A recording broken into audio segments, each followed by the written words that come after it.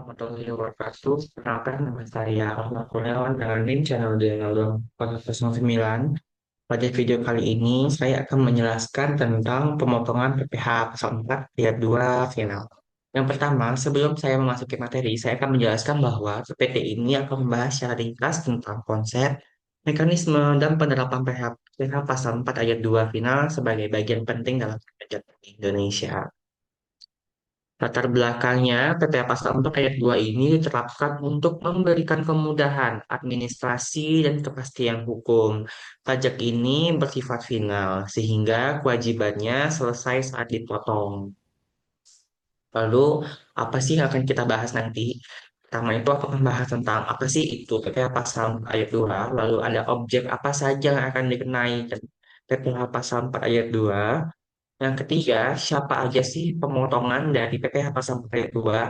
Yang keempat, bagaimana tarif dan mekanismenya? Dan yang terakhir, bagaimana dampak terhadap SPT? Tujuan dalam penulisan dari materi hari ini adalah yang pertama untuk memberikan pemahaman terkait konsep keyakinan kepada teman-teman sekalian. Yang kedua itu menjelaskan objek, mekanisme, dan subjek pemotong pada teman-teman. Dan yang terakhir itu untuk menyajikan tarif serta contoh perhitungannya agar teman-teman dapat mudah lebih mengerti tentang apa pemotongan PPh final sempat ayat 2. Nah, apa sih itu PPh pasal 4 ayat 2? Pasal 4 ayat 2 adalah PPh final atas penghasilan tertentu yang tidak diperhitungkan kembali pada SPT tahunan. Pemotongan dianggap menyelesaikan kewajiban pajaknya. Lalu, apa saja objek dari PPh final ini? Yang pertama itu ada bunga, deposito, ataupun tabungan. Yang kedua ada dividen.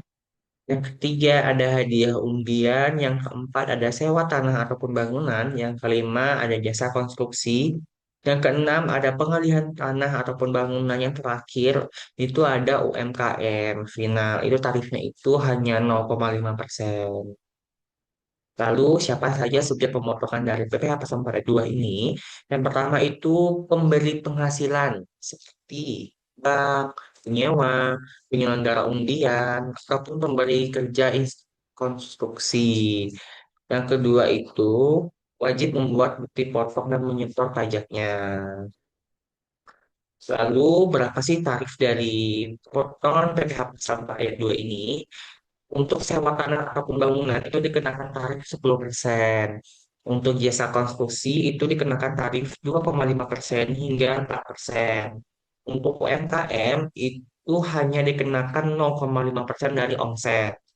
Dan untuk tarif-tarif lain itu mengikuti peraturan Menteri Keuangan terkait. Nah, untuk bagian administrasinya, tentang PPh Pasal 4 ayat 2 ini itu menggunakan e-Bupot unifikasi untuk membuat bukti potong. Penyutarannya itu via billing, lalu untuk pelaporannya itu melalui SPT Masa. Nah, contoh perhitungannya yang pertama itu ada sewa bangunan sebesar 100 juta. Nah, berarti 100 juta itu dikali dengan tarif yang sudah saya sebutkan tadi sebesar 10% sama dengan 10 juta. Itu dipotong oleh penyewa. Penyewa yang akan menyewakan kepada orang yang akan menyewa tanah tersebut ataupun bangunan tersebut. Lalu untuk UMKM, omsetnya itu contohnya itu 50 juta. Nah, tarif yang saya jelaskan tadi kan untuk UMKM itu 0,5%. Jadi 50 juta dikali 0,5% hasilnya 250.000. Itu kalau untuk UMKM itu disetor sendiri. Nah, kesimpulan dari materi hari ini, yakni PPh Pasal 4 ayat 2 ini memberikan kemudahan administrasi dan kepastian pajak, pemahaman objek, tarif, serta prosedur sangat penting untuk menghindari kesalahan. Nah, dari materi hari ini aku harap teman-teman sekalian itu bisa lebih mudah mengerti apa yang udah jelaskan jadi, bisa lebih mudah memahami tentang pemotongan PPh Pasal 4 ayat 2. Semoga ilmu yang saya berikan ini bisa bermanfaat bagi teman-teman sekalian. Jika ada yang ingin ditanyakan ataupun misalkannya materi yang saya sampaikan tadi itu ada yang kurang, boleh banget kolom di kolom komentar. Saya akhiri pada video kali ini dengan wassalamualaikum warahmatullahi wabarakatuh. See you.